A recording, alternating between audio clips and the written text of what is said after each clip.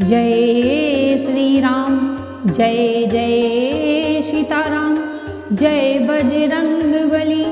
प्रिय भक्तजनों, आज हम आपको प्रभु हनुमान जी महाराज का एक ऐसा चमत्कारी मंत्र बताने जा रही हूँ जिसका रोज 108 बार जाप या श्रवण से व्यक्ति की हर मनोकामना पूरी होती है। क्योंकि हनुमान जी महाराज ही इस कलयुग के एकमात्र ऐसे देवता हैं जिनकी थोड़ी सी भक्ति करने पर सबसे जल्दी फल प्राप्त होता है। तो प्रिय भक्तजनों, आज हम आपको हनुमान जी महाराज का एक ऐसा कल्याणकारी मंत्र बताने जा रही हूँ जिसका जाप करके आप अपने जीवन की सभी परेशानियों को दूर कर सकते हैं। यदि आप जाप करने में असमर्थ हैं तो अपने मोबाइल फ़ोन पर सच्चे मन से पूरा ध्यान लगाकर 108 बार सुनकर भी इस मंत्र का लाभ उठा सकते हैं और प्रभु हनुमान जी महाराज का साथ सदा सदा के लिए आप पर बना रहेगा। तो प्रिय भक्तजनों, आइए इस मंत्र का श्रवण पूरा 108 बार करते हैं। तो प्रिय भक्तजनों, आइए इस मंत्र का श्रवण पूरा 108 बार कर लेते हैं। लेकिन उससे पहले अगर मेरा वीडियो पसंद आया हो तो आगे भी ऐसे ही वीडियो देखने के लिए हमारे चैनल मंत्र रहस्य को सब्सक्राइब करके कमेंट में जय जय श्री राम लिखना बिल्कुल न भूलें। तो प्रिय भक्तजनों, मंत्र है ओम अंजनी सुताय विद्महे वायुपुत्राय धीमहि तन्नो मारुतिः प्रचोदयात्। ओम अंजनी सुताय विद्महे वायुपुत्राय धीमहि तन्नो मारुतिः प्रचोदयात्। ओम अंजनीसुताय विद्महे वायुपुत्राय धीमहि तन्नो मारुतिः प्रचोदयात्। ओम अंजनीसुताय विद्महे वायुपुत्राय धीमहि तन्नो मारुतिः प्रचोदयात्। ओम अंजनीसुताय विद्महे वायुपुत्राय धीमहि तन्नो मारुतिः प्रचोदयात्। ओम अंजनीसुताय विद्महे वायुपुत्राय धीमहि तन्नो मारुतिः प्रचोदयात्। ओम अंजनीसुताय विद्महे वायुपुत्राय धीमहि तन्नो मारुतिः प्रचोदयात्। ओम अंजनीसुताय विद्महे वायुपुत्राय धीमहि तन्नो मारुतिः प्रचोदयात्। ओम अंजनीसुताय विद्महे वायुपुत्राय धीमहि तन्नो मारुतिः प्रचोदयात्। ओम अंजनीसुताय विद्महे वायुपुत्राय धीमहि तन्नो मारुतिः प्रचोदयात्। ओम अंजनीसुताय विद्महे वायुपुत्राय धीमहि तन्नो मारुतिः प्रचोदयात्। ओम अंजनीसुताय विद्महे वायुपुत्राय धीमहि तन्नो मारुतिः प्रचोदयात्। ओम अंजनीसुताय विद्महे वायुपुत्राय धीमहि तन्नो मारुतिः प्रचोदयात्। ओम अंजनीसुताय विद्महे वायुपुत्राय धीमहि तन्नो मारुतिः प्रचोदयात्। ओम अंजनीसुताय विद्महे वायुपुत्राय धीमहि तन्नो मारुतिः प्रचोदयात्। ॐ अंजनीसुताय विद्महे वायुपुत्राय धीमहि तन्नो मारुतिः प्रचोदयात्। ॐ अंजनीसुताय विद्महे वायुपुत्राय धीमहि तन्नो मारुतिः प्रचोदयात्। ॐ अंजनीसुताय विद्महे वायुपुत्राय धीमहि तन्नो मारुतिः प्रचोदयात्। ॐ अंजनीसुताय विद्महे वायुपुत्राय धीमहि तन्नो मारुतिः प्रचोदयात्। ॐ अंजनीसुताय विद्महे वायुपुत्राय धीमहि तन्नो मारुतिः प्रचोदयात्।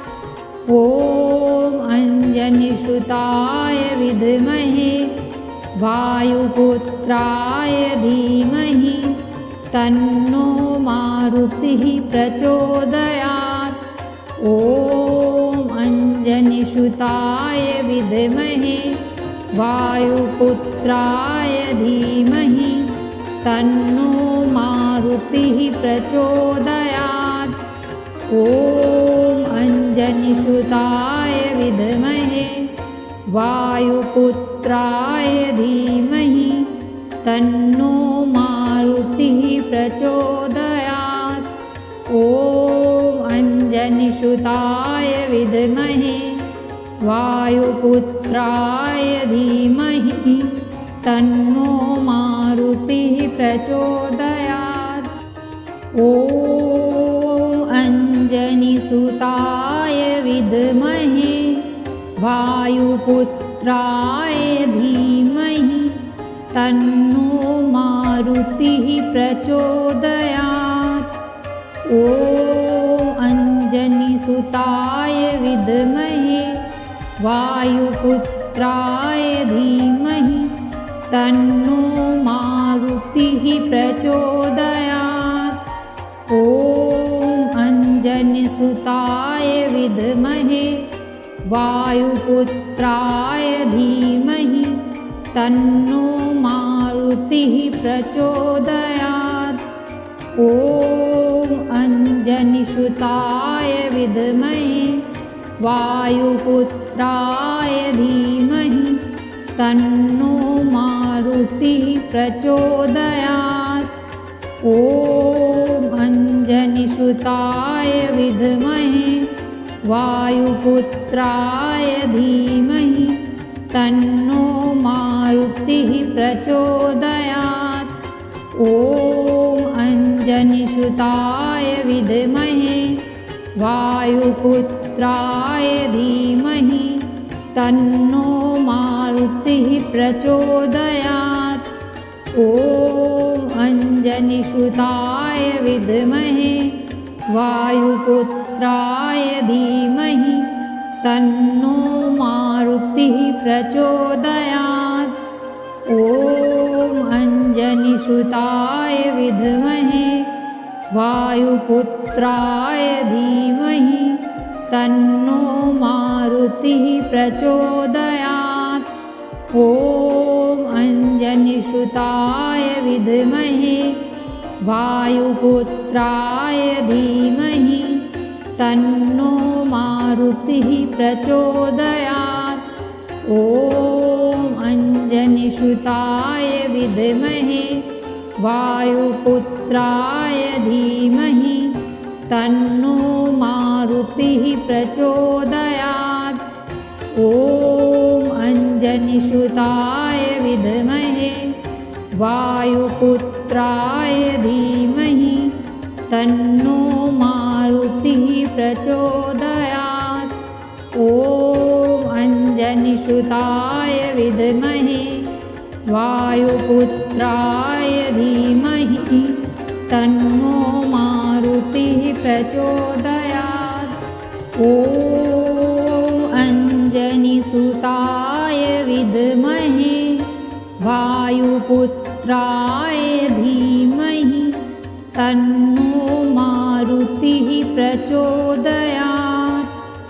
ॐ अञ्जनीसुताय विद्महे वायुपुत्राय धीमहि तन्नो मारुतिः प्रचोदयात्। ॐ अञ्जनीसुताय विद्महे वायुपुत्राय धीमहि तन्नो मारुतिः प्रचोदयात्। ॐ अञ्जनीसुताय विद्महे वायुपुत्राय धीमहि तन्नो मारुतिः प्रचोदयात्। ॐ अञ्जनीसुताय विद्महे वायुपुत्राय धीमहि तन्नो मारुतिः प्रचोदयात्। ॐ अञ्जनीसुताय विद्महे वायुपुत्राय धीमहि तन्नो मारुतिः प्रचोदयात्। ॐ अञ्जनीसुताय विद्महे वायुपुत्राय धीमहि तन्नो मारुतिः प्रचोदयात्। ॐ अञ्जनीसुताय विद्महे वायुपुत्राय धीमहि तन्नो मारुतिः प्रचोदयात्। ॐ अञ्जनीसुताय विद्महे वायुपुत्राय धीमहि तन्नो मारुतिः प्रचोदयात्। ॐ अञ्जनीसुताय विद्महे वायुपुत्राय धीमहि तन्नो मारुतिः प्रचोदयात्। ॐ अञ्जनीसुताय विद्महे वायुपुत्राय धीमहि तन्नो मारुतिः प्रचोदयात्। ॐ अञ्जनीसुताय विद्महे वायुपुत्राय धीमहि तन्नो मारुतिः प्रचोदयात्। ॐ अञ्जनीसुताय विद्महे वायुपुत्राय धीमहि तन्नो मारुतिः प्रचोदयात्। ॐ अञ्जनीसुताय विद्महे वायुपुत्राय धीमहि तन्नो मारुतिः प्रचोदयात्। ॐ अञ्जनीसुताय विद्महे वायुपुत्राय धीमहि तन्नो मारुतिः प्रचोदयात्। ॐ अञ्जनीसुताय विद्महे वायुपुत्राय धीमहि तन्नो मारुतिः प्रचोदयात्। ॐ अञ्जनीसुताय विद्महे वायुपुत्राय धीमहि तन्नो मारुतिः प्रचोदयात्। ॐ अञ्जनीसुताय विद्महे वायुपुत्राय धीमहि तन्नो मारुतिः प्रचोदयात्। ॐ अञ्जनीसुताय विद्महे वायुपुत्राय धीमहि तन्नो मारुतिः प्रचोदयात्। ॐ अञ्जनीसुताय विद्महे वायुपुत्राय धीमहि तन्नो मारुतिः प्रचोदयात्। ॐ अञ्जनीसुताय विद्महे वायुपुत्राय धीमहि तन्नो मारुतिः प्रचोदयात्। ॐ ॐ अञ्जनिसुताय विद्महे वायुपुत्राय धीमहि तन्नो मारुतिः प्रचोदयात्। ॐ अञ्जनिसुताय विद्महे वायुपुत्राय धीमहि तन्नो मारुतिः प्रचोदयात्। ॐ अञ्जनिसुताय विद्महे वायुपुत्राय धीमहि तन्नो मारुतिः प्रचोदयात्। ॐ अञ्जनिसुताय विद्महे वायुपुत्राय धीमहि तन्नो मारुतिः प्रचोदयात्। ॐ अञ्जनिसुताय विद्महे वायुपुत्राय धीमहि तन्नो मारुतिः प्रचोदयात्। ॐ अञ्जनिसुताय विद्महे वायुपुत्राय धीमहि तन्नो मारुतिः प्रचोदयात्। ॐ अञ्जनिसुताय विद्महे वायुपुत्राय धीमहि तन्नो मारुतिः प्रचोदयात्। ॐ अञ्जनिसुताय विद्महे वायुपुत्राय धीमहि तन्नो मारुतिः प्रचोदयात्। ॐ अञ्जनिसुताय विद्महे वायुपुत्राय धीमहि तन्नो मारुतिः प्रचोदयात्। ॐ अञ्जनिसुताय विद्महे वायुपुत्राय धीमहि तन्नो मारुतिः प्रचोदयात्। ॐ अञ्जनिसुताय विद्महे वायुपुत्राय धीमहि तन्नो मारुतिः प्रचोदयात्। ॐ अञ्जनिसुताय विद्महे वायुपुत्राय धीमहि तन्नो मारुतिः प्रचोदयात्। ॐ अञ्जनिसुताय विद्महे वायुपुत्राय धीमहि तन्नो मारुतिः प्रचोदयात्। ॐ अञ्जनिसुताय विद्महे वायुपुत्राय धीमहि तन्नो मारुतिः प्रचोदयात्। ॐ अञ्जनिसुताय विद्महे वायुपुत्राय धीमहि तन्नो मारुतिः प्रचोदयात्। ॐ अञ्जनिसुताय विद्महे वायुपुत्राय धीमहि तन्नो मारुतिः प्रचोदयात्। ॐ अञ्जनिसुताय विद्महे वायुपुत्राय धीमहि तन्नो मारुतिः प्रचोदयात्। ॐ अञ्जनिसुताय विद्महे वायुपुत्राय धीमहि तन्नो मारुतिः प्रचोदयात्। ॐ अञ्जनिसुताय विद्महे वायुपुत्राय धीमहि तन्नो मारुतिः प्रचोदयात्। ॐ अञ्जनिसुताय विद्महे वायुपुत्राय धीमहि तन्नो मारुतिः प्रचोदयात्।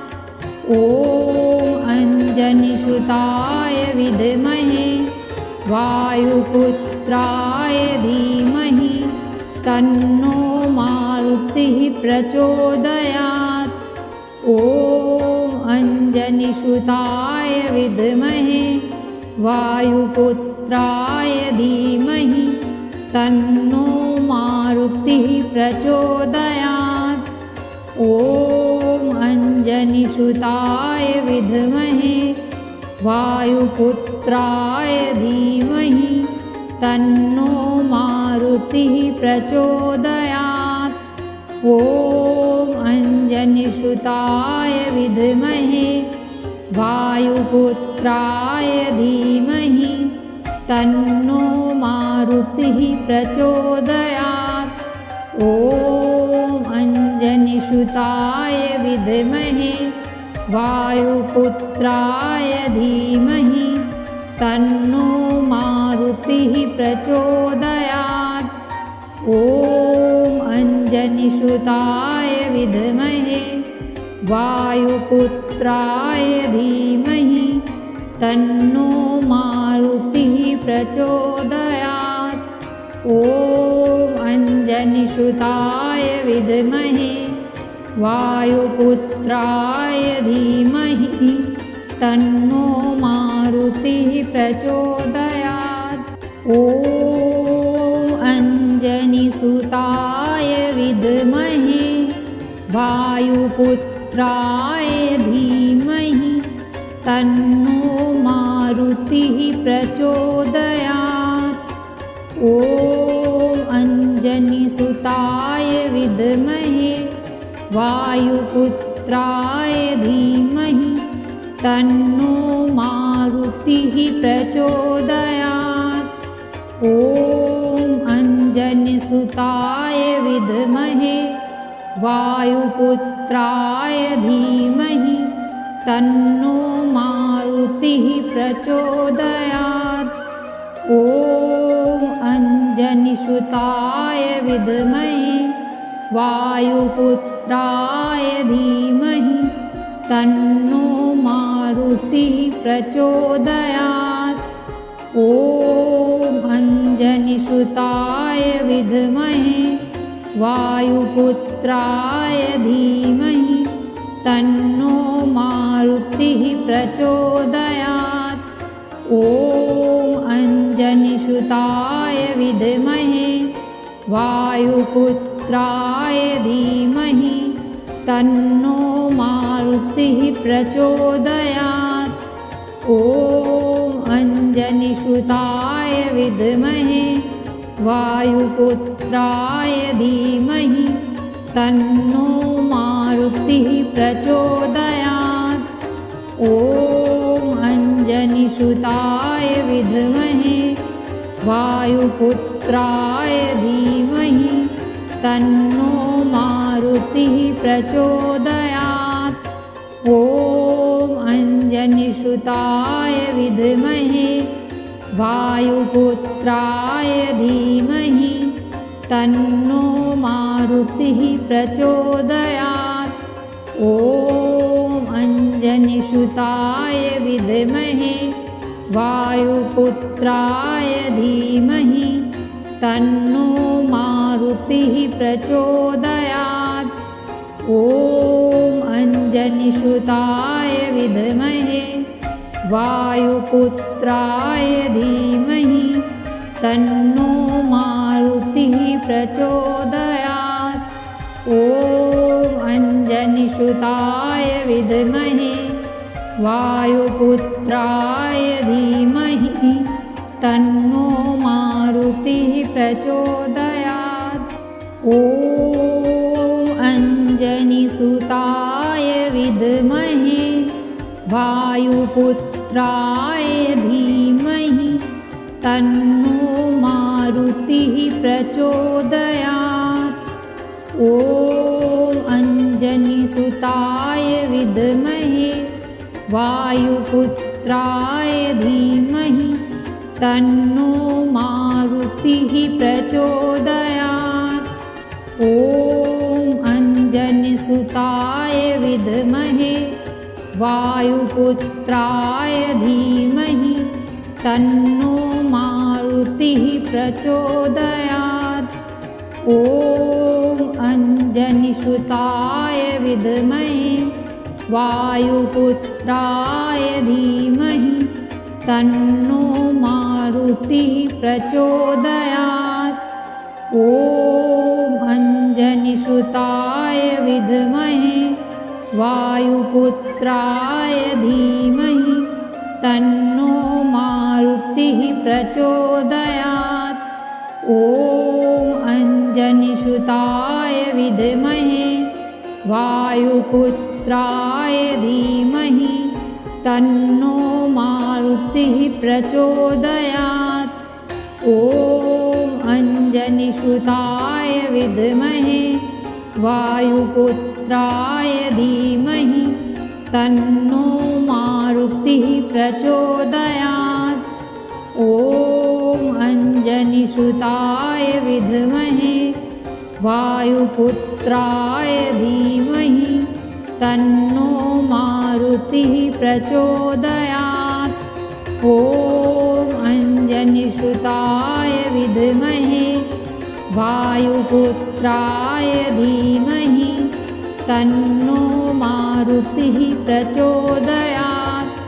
ॐ अंजनीसुताय विद्महे वायुपुत्राय धीमहि तन्नो मारुतिः प्रचोदयात्। ॐ अंजनीसुताय विद्महे वायुपुत्राय धीमहि तन्नो मारुतिः प्रचोदयात्। ॐ अंजनीसुताय विद्महे वायुपुत्राय धीमहि तन्नो मारुतिः प्रचोदयात्।